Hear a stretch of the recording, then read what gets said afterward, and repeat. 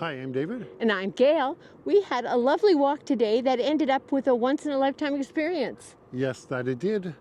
We walked to the Royal Western Aviation Museum, which is near our airport actually, and so it's about an hour's away, but we went there for a very specific event. Yes, because a Lancaster bomber, one of two in the world that's still operational, it flew into Winnipeg and will fly out tomorrow, was there available for touring. That's right, and not just touring, but we were able to go inside as well. So that's the I guess the interesting part. Maybe the not so interesting part is that we had a 2:30 appointment to visit the plane, the inside of the plane, but things didn't exactly work out to plan. No, they didn't. No. You may notice that we've got some evening light. Yeah.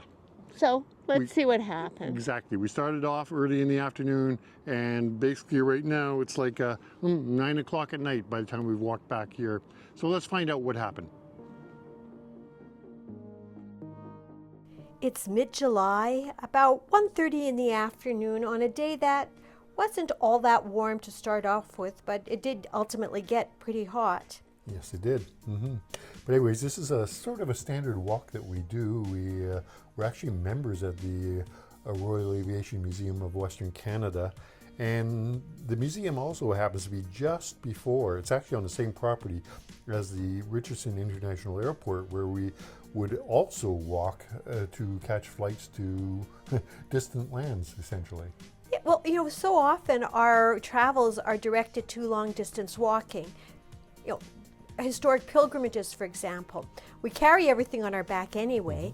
We're going to have to train or be trained to walk, so why not start from home and also get a little bit of a stretch before we're cooped up in a plane for several hours. Exactly.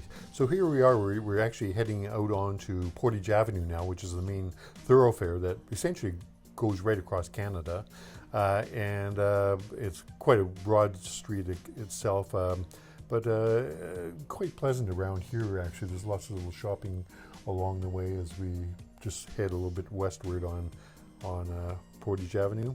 Sure, I mean this is a walk that will take us about an hour to get to the airport area. And first we have this commercial stretch of Portage Avenue, but what you'll see is that we will be going through modest residential areas. And then suddenly, without any transition, things turn into kind of warehouse streets.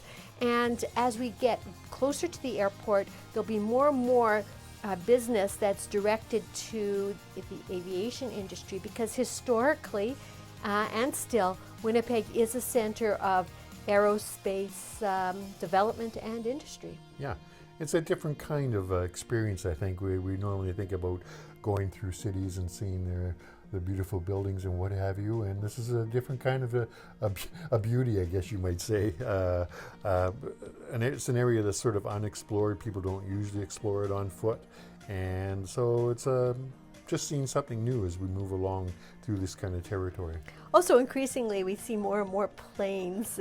Some of them get pretty close as they're landing over our heads. So it's very atmospheric and gets us very excited for our travels. For sure.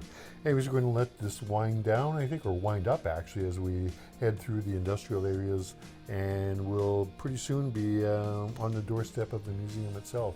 Sure, so let's just watch.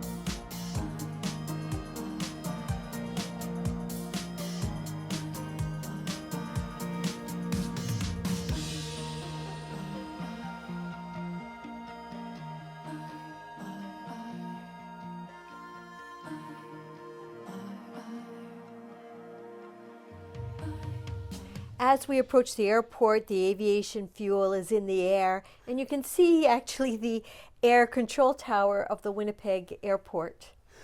Yeah, and you can see as well how we were quite shocked actually as we approached how crowded it was. All these people lined up, wrapping around the entire museum. It's a big museum too, lined up so they can get a glimpse of and tour the inside of the Avro Lancaster plane. And you have to remember, people in the lineup have a ticket for a swath of time. Ours is for 2:30. Yeah. And anyways, it was quite a long experience. They handed out water to us because it was so crowded. And so hot. Yeah, so we wound around the outside of the museum, and then eventually we got inside and then wound through the museum, as you can see here. Quite a wonderful museum, actually.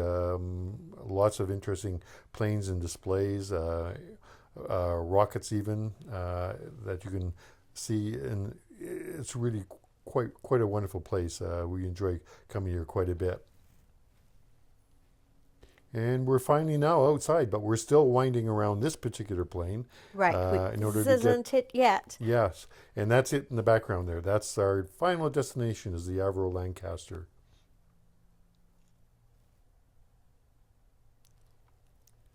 And this one actually has permanent markings that commemorate a war hero, Andrew Mynarski, who is a Canadian hero, but actually a Winnipeg boy. He was a air gunner who flew in Lancasters, and in one in particular with the call number VRA, and that's what you see deckled on this particular plane. So finally, it was our turn to go inside. You could see Gail climbing up the ladder just as the pilots would have into the plane, into the cockpit. This is actually the guy who's going to be flying the plane to its next destination, actually, because this is a flying operational airplane. Sure, and there are only 10 pilots in the world who can fly this particular plane. Yeah. Did we mention that there's only 2 left of the over 7,000 We that were did. made? 7,000 originally who these planes participated in the Battle of Britain, won the Battle of Britain, in fact. There you go. There's just 2 that fly today. One that is based in Hamilton, Ontario. That's the plane that we're seeing today. And also one that is based in Britain. Yes, so it's well worth quite a long time that we spent in line just for what amounted to was a 5-minute tour through the plane itself, but was really exciting. So it was I would consider it really worthwhile. Sure, and many of us have friends and relatives who were crew members of these planes, and they've told us stories, so you really can feel the claustrophobic kind of feeling. Yeah. Of the plane. I mean, it was fairly large, but you were still cramped. And that poor tail gunner at the back, he was segmented from the 6 other crew members. Which takes us back to the story of Andrew Mynarski.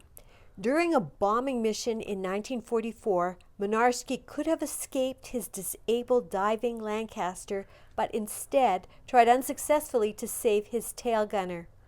Now in flames, Mynarski parachuted, but died of his burns. Meanwhile, the tail gunner crashed with the plane, was thrown out, and survived without a scratch. Mynarski was posthumously awarded the Victoria Cross, which is the Commonwealth's highest honor. Anyways, quite a story, and I think it's a great way to end our adventure. We hope you enjoyed this, and you'll join us again for our next adventure. Bye-bye. Bye-bye.